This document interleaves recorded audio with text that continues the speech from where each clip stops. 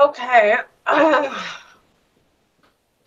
Well, we were supposed to kind of talk about those questions that we needed to answer on the discussion board. Mm-hmm. So I just kind of talked about a quick synopsis of the Lance Armstrong case. Oh, I can't even find my case study. But anything that stood out to you guys, or just a synopsis of it? Like, do you guys remember all of this stuff happening?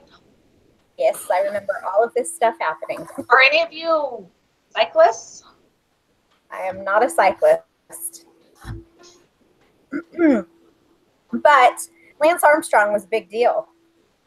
Yeah.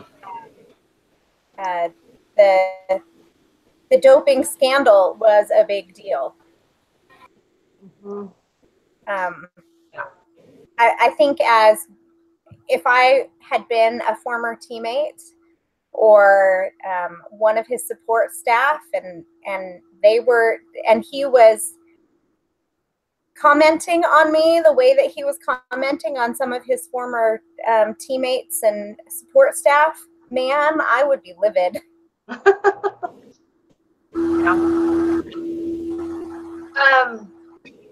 Well, let's just kind of go through some of the questions. I'm sure our thoughts will come out, but it starts off like, what was his legacy? Well, it was supposed to be that he won the Tour de France 7 times. That was supposed to be the legacy. I will say his Live Strong is a legacy, though you don't hear about it anymore. I don't. Ammon? Oh, yeah, I was just going to say, I think the legacy that he led, what wasn't necessarily just the fact that he did the 7 Tour de France's, it was the fact that he was able to overcome cancer and still perform at such a high level that, he was the poster child for, overcoming trials, success. He was the one man that could do it, right? All the children, all the people that had died from cancer, he was the one that motivated them to, hold on strong, because it's like, man, this man just won 7 Tour de France's and he had cancer just like me. If he can do that, so can I, and so, I mean, he really invigorated people to fight through their trials, and really a cool kind of a role model. I mean, an amazing role model, but it's just sad that it was riddled with just cheating and dishonesty. Yeah. Yeah, and so like just kind of talking about the cheating part is kind of the next question. And I know I can't remember which one of them said it, but it was kind of like that was kind of the culture of sport in a way, it seemed like. And so I kind of wondered, like, when he got started, when he was young, how does somebody, I mean, I guess when they perform so well, they just want to keep getting better and better. And it just kind of shows like who you're associating with, because like the one guy who started, he's like, I wish I would have never taken that pill or whatever it was, And so not only did Lance Armstrong like start cheating and doping, but it talked about him organizing and leading this whole cheating ring. Right. And you just think, how do you get from one point to another? But how does it, who suffered from his cheating? Like everybody. Well, and you have to even wonder, in reading the material, I have to wonder what component of the types of things that he put into his body contributed to the cancer. Because there was even a part where the doctors were like, have you ever used performance-enhancing drugs? And his response, according to some longtime friends, was, yes, I've used this and this and this and this. So not only was it a detriment to his career, what detriment has it been to his health? And I don't know that steroids contribute to cancer or some of the other things that he did, but you just kind of wonder. One thing that I was thinking about was that I was trying to put myself in his situation, and being at the level of competitiveness as he was in his sport, having to go through that cancer. I wonder. I think it mentioned that he maybe it was someone else, but he took like depressive drugs or something. I think that was actually someone else. But I wonder at what point, he might have become broken, right? I wonder if there was ever a point where he reached a really low depressive low point, and may have taken drugs as a way for his depression, or something like that. But then also, even if that wasn't the case, the thought came to me, if he's trying to get back into the sport and trying to achieve his level of competitiveness, that's almost like a really good excuse to, quote, level the playing field, in his own words, right? I mean, at the time, he did get back to full health, but I bet it started around after he was just getting back and just trying to be competitive again. He realized, I can't do this on my own. Maybe I'll just take a little bit of drugs to help me, get back to where I was, and then I'll stop. And then it got to the point where he realized, well, everyone's doing it and I'm already doing it, and it's really, not a big deal. And so he just justified it. But I feel like maybe some of that had to do with the fact that he had cancer, and he considered himself an exception to the rule.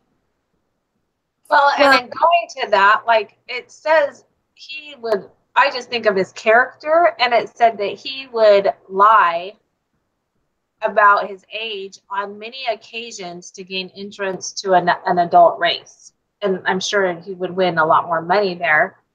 And so, like when the young men were going to war, like in World War II, and they'd lie about their age or whatever, you kind of go, oh, that's kind of a noble thing.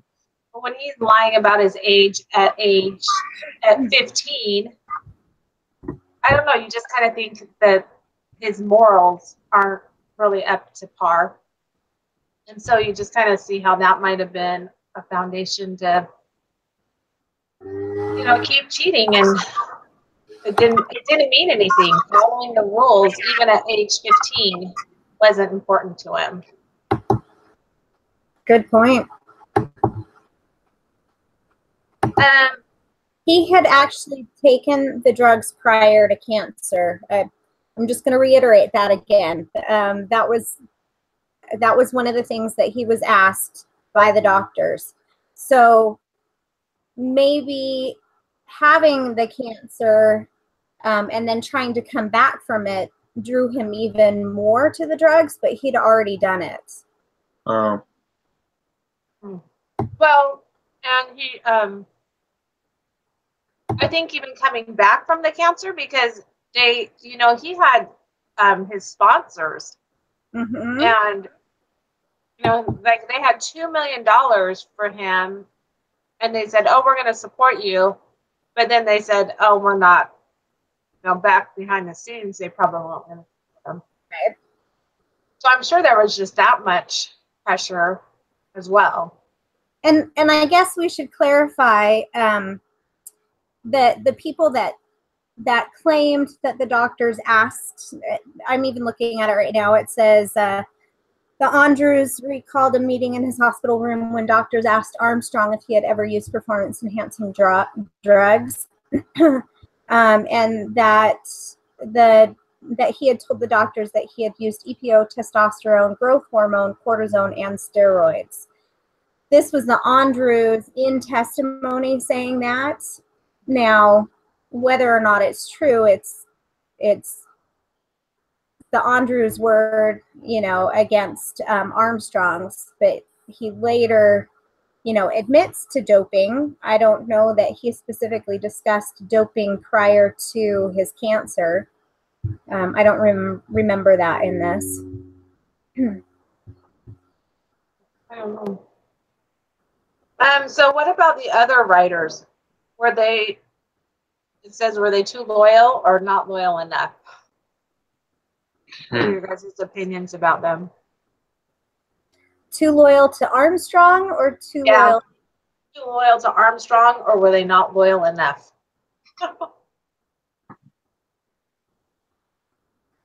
It says, who were the other writers? Hamilton, Landis, and those who testified. Too loyal to Armstrong or not loyal enough? Well, that makes it sound like it's a bad thing that they weren't loyal to him. Well, I mean, one of them was so loyal that he gave up winning his little race section and went and got water. You know, I was like, man, I don't know. Is the question, do you think, asking like they were being loyal by keeping him protected, like they weren't ratting on him and they were doping as well, and not loyal enough, meaning that they should have stood up for what was right? Is that kind of what it's asking? I think that's what I'm taking it as. Because if that's the case, I mean, the question, the answer that we all want to hear is, oh, they were not loyal enough. They should have, said no and been good friends. But the truth is like, yeah, that's the right answer. But can you imagine being in that situation? I mean, I feel like people in the gospel have a little bit of an advantage in that we have certain knowledge that helps us to make those decisions, specifically the Holy Ghost. But people, outside of our faith, they look at the situation, and while their conscience may be telling them this doesn't feel right, they're in a situation, very high stress. They're in a situation where, Armstrong's got a good system. He hasn't been caught. He's doing it just like everyone else is doing it. They're being paid well enough because of his success. They're part of a team. They're, they're enjoying their profession. So, I mean, they're being loyal in every word of the sense in their minds to the cause of Armstrong, and in fact, they're upholding the Livestrong name by not ratting on him, right? I mean, they're keeping the cause of his not heroism, but like his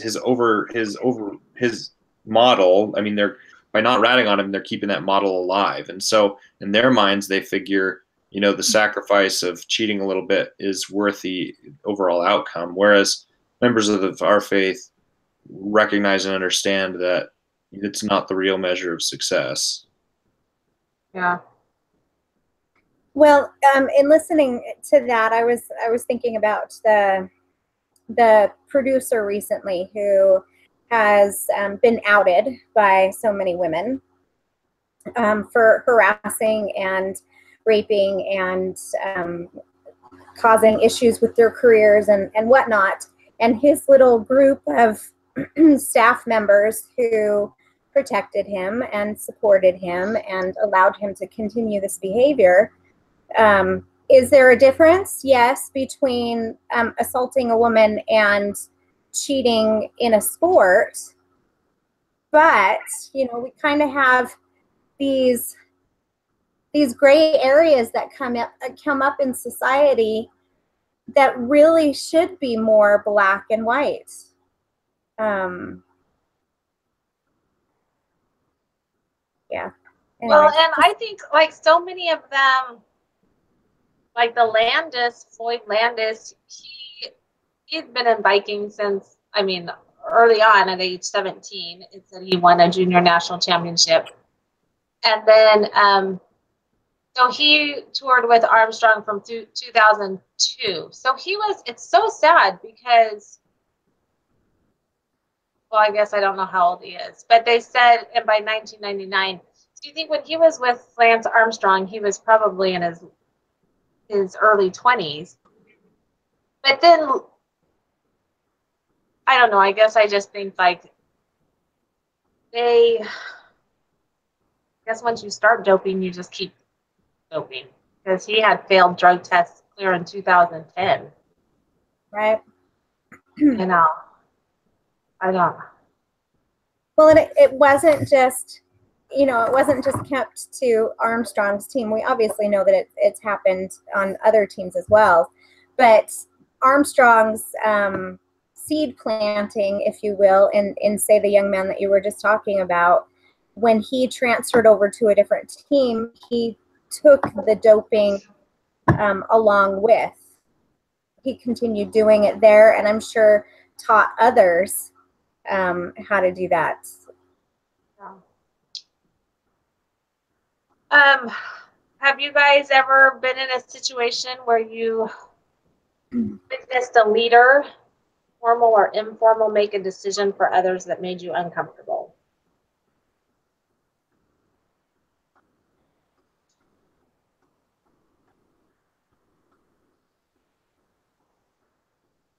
So I had one that was kind of, I mean, it's kind of, I don't know, I don't want you guys to think anything weird about it, but I was in the stake and women's presidency in Wisconsin, and before we moved to California. And I probably lean more conservatively, especially in the church, and I'm not really one for all the females need the priesthood type of thing. But I think just the general politics in Madison, Wisconsin were different than that. And we had a lot of women when it was the wear pants to church movement thing. A lot of the women did that. There you had a lot of professors at the University of Wisconsin, and I didn't think of the people any differently. However, our the state young women's president, I was her first counselor, she wanted us to read a book that, I can't even remember what it's called, but I started to read it, and I was like, this isn't doctrine, and I don't feel really good about this. And they were kind of trying to partner up with the Stake Relief Society, and I mean, just really kind of do this big feminist movement on the young women of the stake. And it's like, well, if the boys do home teaching, why aren't the girls doing visiting teaching yet? And anyway, it just kind of got a little uncomfortable to me. And not that anything they were doing was really bad.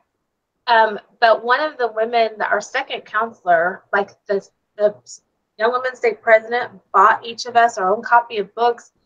And I had to come home. My niece was in a drowning accident, and I came home, and so I was like, I'll read the book on the flight. And I started telling my siblings about it, and I'm like, this is kind of crazy, this book. And my dad owned an independent church book business, like a bunch of bookstores.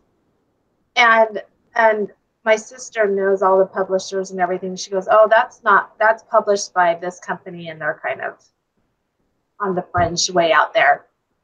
I was like, oh, okay, that makes sense. And once we got together as a stake and women's presidency for like our presidency meeting, the president was like, so what did you guys think of the book? And the second counselor, she said, I am sorry, but I started reading it and the spirit left me immediately, and I will not have anything to do with this book. You may take it back. And she just gave it right back to her. And I was like, ooh, dang, that's kind of what I wanted to say, but it was just so like, wow. And anyway, it kind of made me feel like, I kind of was like, that's the example that I had for this, because it was so uncomfortable, but it was so weird and so interesting at the same time. And I know the president wasn't trying to do anything bad, but it just made us all feel uncomfortable. So it was a really weird situation. But anyway, anybody else have anything? That was in the church. I was trying to think of something not in the church, but kind of weird. I think it's a great example. Yeah. That was good. And then I moved away, so I don't know what happened. That's dangerous stuff right there. When people try to introduce doctrine in the church, that's how bad things happen, and people leave the church and get excommunicated and whatnot. Yeah.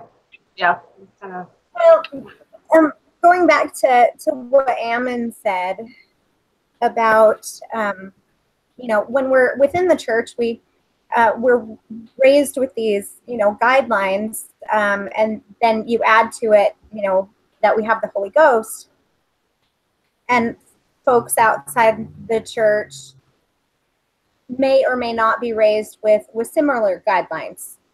We're all different. We're all unique. But even within the church, we have such a dichotomy, if you will, such differences of opinion. I was talking to a single man actually in Utah who's Hispanic, and he said, "Yeah, when I proposed to my ex-wife, my father-in-law, who's extremely conservative, right-wing conservative Montana guy, called me up and called me a wide variety of names related to the fact that I'm Hispanic, derogatory comments." And it just saddens me. And I know that some things like that come about because of experiences that people have and because of emotional situations like that situation where I'm losing my, daughter to someone I might not agree with. But how easy it is to let the natural man in, to take on society's belief or to bring about the worst parts of ourselves in situations like that. Yeah. What it talks about our basic principles, what they are to guide our integrity, and it says, are there times, probably misspelled this, but are there times when there is a gray area? And how do you choose if there is a gray area?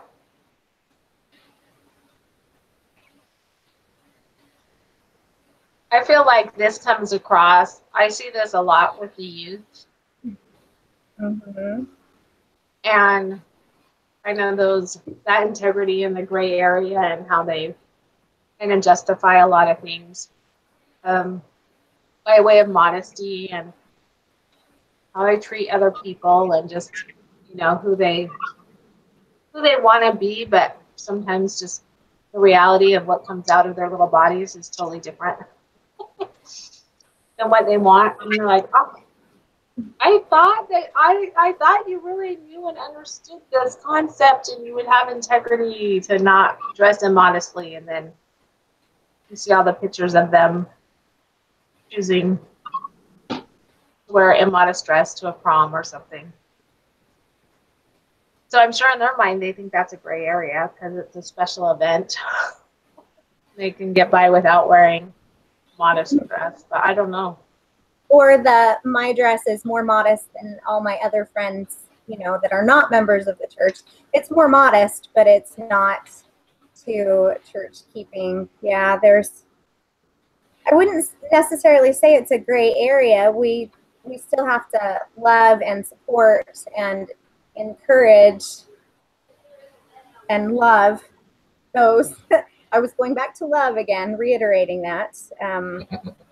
Even when they make the choices that we don't want them to make. So what basic principles guide your integrity? What do you think those are? So growing up, I hate to admit this, but one of my thought processes, and I'm so past it now, was I don't want to be a contributing member to the blood that Christ spilled. You guys can laugh at that. Go right ahead. I naively thought that it was just sin that Christ atoned for. I have so sinned. I'm grateful for that atonement, but growing up, that was my. I'm going to toe the line because I'm not contributing. I did not contribute to that in any way, shape, or form. I hope I'm not the only one laughing at that. I'm not. There's nothing wrong with that train of thought. I mean, thinking about the Savior, and I mean, obviously he paid for it. So there's, I mean, even if you were perfect the rest of your life, he still died. He still suffered. So I mean, you know, having that train of thought where you're focusing in on, you know, his atonement, and if it reminds you and it helps you to behave better and in such a manner where, you know, you have the Spirit to be with you. I mean, that's part of your baptismal covenants. It's part of your temple covenants. It's the whole package. So I mean, whatever helps you, you know, whatever helps you stay the course. There's, I mean, if someone laughs at you because of that, then I mean, they got problems. So there's nothing wrong with that at all. Well, I laugh at myself because of, I guess, the naivety of that thought process. And then, you know, whatever guilt that came forth because I got something wrong or did something wrong. But there were times growing up that my thought process was, oh, I have to be perfect because I have an older brother who died and I want to be able to be with him in heaven. Certainly these days it has more to do with, obviously I want to get to heaven. I think I have a better understanding of grace and the atonement, and realizing that I can't be perfect. I can be striving and trying to improve every day, but I can't be perfect. And I was even thinking about it earlier in regards to Lance Armstrong. Have I ever cheated? I will absolutely, honestly say yes.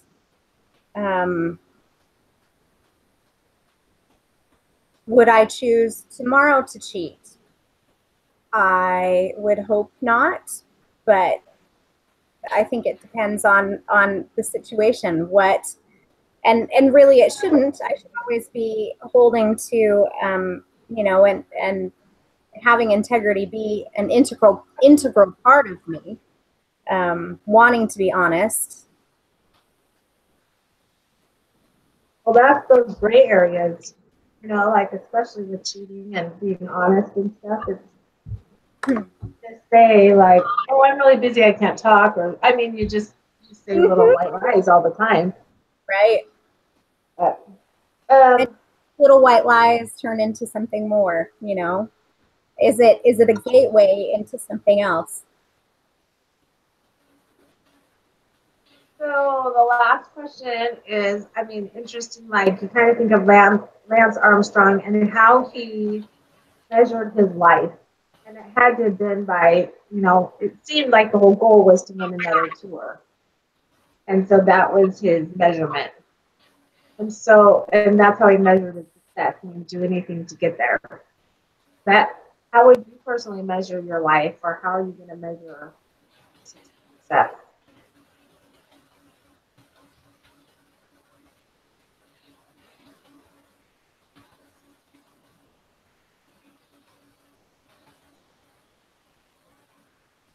I think like sometimes in the church, it drives my husband crazy when they'll talk about somebody, they're like, oh, he's a whatever, like a mission president, and he's a this and he's a that, and they'll always put a title to the person, and that makes like my husband's like, what is that? You know, right? They can only have so many, so what does that mean? Everybody else isn't good enough, you know? But sometimes I think like in the church, that's how people measure success, is callings they've had or things like that. And like like my family, they've kind of been in and out of church activity. You have different siblings. My husband's family, we went to the temple, and all of his siblings were there in the temple with his parents. And I thought, okay, that could be one personal measurement of success in a way. Like that was a very joyful thing to have us all in the classroom together. But I guess it doesn't mean that my family is less successful because we don't have everybody in the celestial room. Right. So, I think it's like I guess everybody has to figure out how you're going to measure success for yourself and not yourself up and not cheat to get there.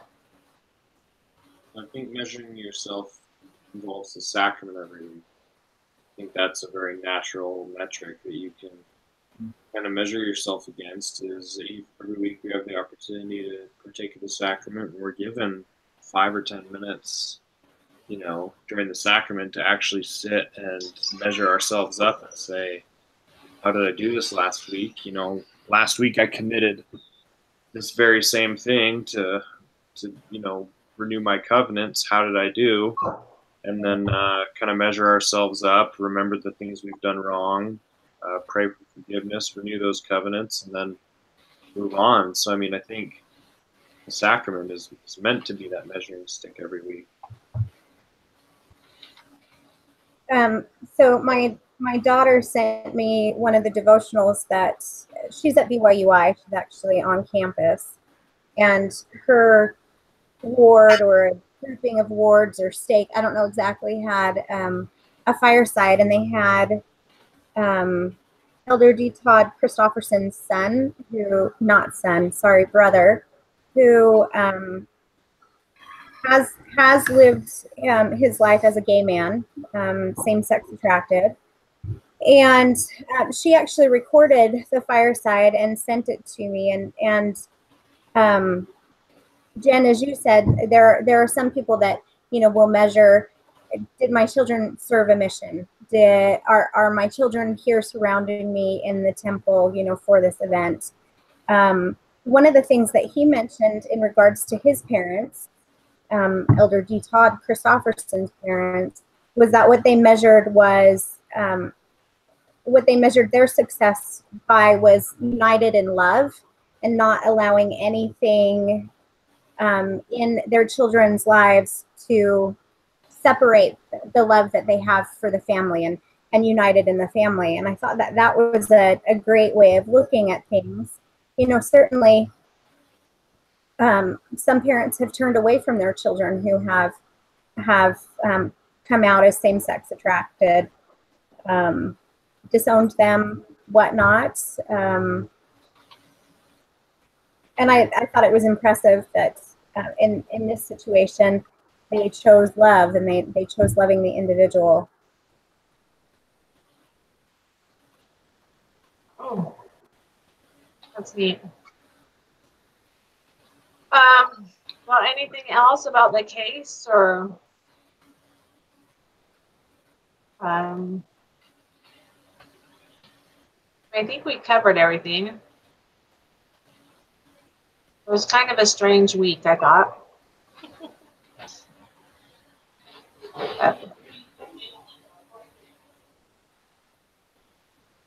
So next week, are we done? I think we're done. So next week there's a suggestion or a tip that we're supposed to meet earlier. Oh. Let me pull it up. You can get it if you can get there before I can. Then feel free to read it. But I'm not even trying. So, Ammon, you go for it. Okay, this game. I remember reading it as I was perusing the assignment.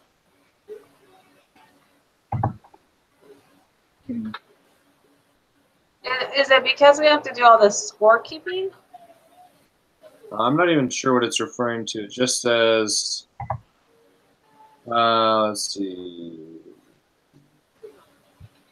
What are you guys talking about again? That we might need to meet earlier next week. Yeah, there's a. I remember seeing something where it said that. Oh, prep for lesson 10, maybe?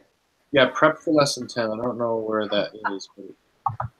Oh, Oh, you have to complete a conclusion to the wilderness survival activity. Oh, okay, so yeah, so it says next week's case study will not be the typical Harvard case and write-up. Instead, your individual preparation will require only a brief amount of time. Then you will meet with your group. You may consider meeting with your group earlier in the week because you will have to complete a conclusion to the wilderness survival activity. So it sounds like our preparation will be brief. We'll have a group meeting, and then the conclusion will take more time. And so just saying to do that later. So, like, do the group meeting earlier so you have time to do the conclusion later. Well, it seems like we're going to have some kind of a table with columns. And, yeah, you're talking about. It looks like a big thing. Prioritize what you're going to take or something. Yeah, I've done those things before. So, I mean, do so we is want... it just that it's due at a certain time?